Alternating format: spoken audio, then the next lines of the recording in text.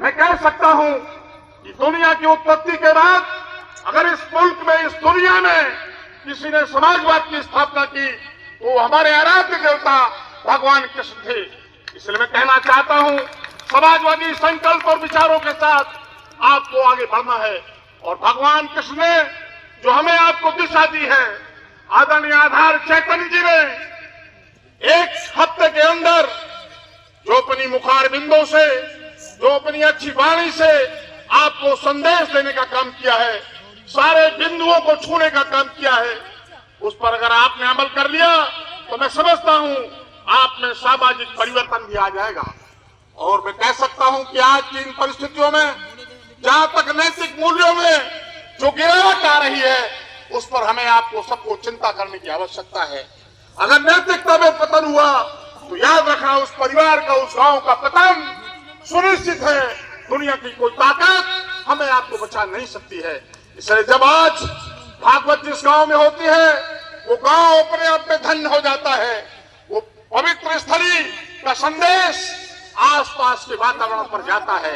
इसलिए मैं कहना चाहता हूं, चूंकि आज अंतिम दिन है, मैं आपके बीच में ज्यादा कोई बात रखूं वो ठीक नहीं लगता है।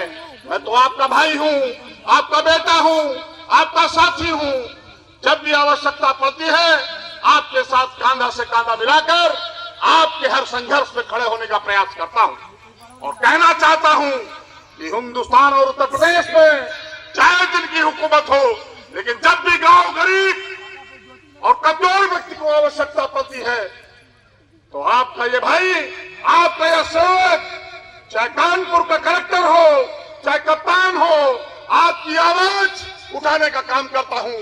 आपके मान और सम्मान की रक्षा के लिए सदैव आगे खड़ा रहता हूं और ये वचन देता हूं कि जब भी किसी गरीब पर कोई जुल्म ढाए तो मैं बड़े लोगों को कहना चाहता हूं, उस जुल्म के खिलाफ आगे खड़े हो जाना। गरीब गांव गली में रहने वाले लोग अगर उसकी मदद करोगे तो मैं समझता हूं इससे बड़ी मदद नहीं हो सकती।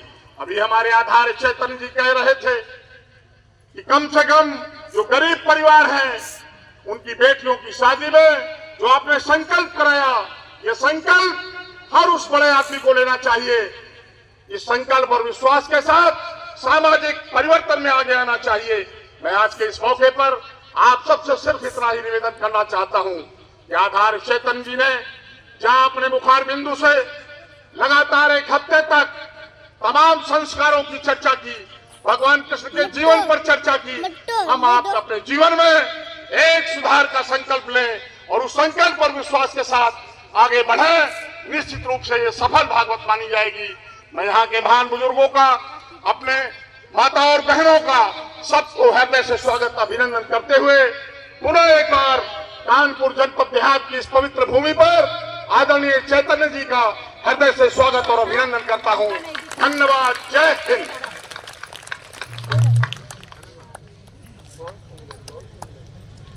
बंद कर देने का है। बंद कर।